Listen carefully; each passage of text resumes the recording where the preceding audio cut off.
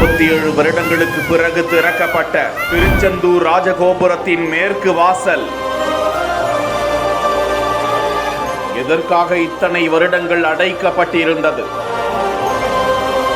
தற்போது திறப்புக்குள்ளானது எதற்கு? ஆனாலும் இப்போது பக்தர்கள் நுழைய தடையா? என்னதான் நடக்கிறது மேற்கு வாயிலில்?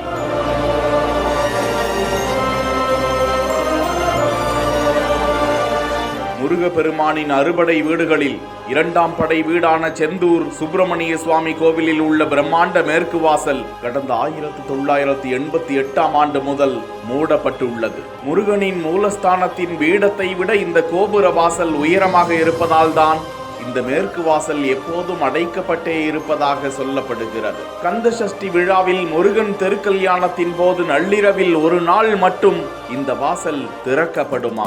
அந்த நேரத்திலும் பக்தர்கள் உள்ளே செல்ல அனுமதி கிடையாது என்று சொல்லப்படுகிறது. 1988ஆம் ஆண்டுக்கு முன்பு வரை இந்த வழியாகத்தான் பக்தர்கள் முருகனை சென்று தரிசனம் செய்து வந்தார்களாம்.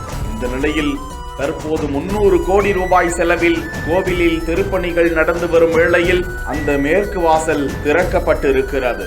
அந்த கதவுகள் புதுப்பிக்கப்பட உள்ளதாகவும், அந்த பிரம்மாண்ட மரக்கதவு அம்மன், முருகர், பைரவர், கையில் அரிவாளுடன் சுடலை மட சுவாமி, பத்திரகாளி என நூற்றுக்கணக்கான கலை சிற்பங்கள் அடங்கிய கதவு.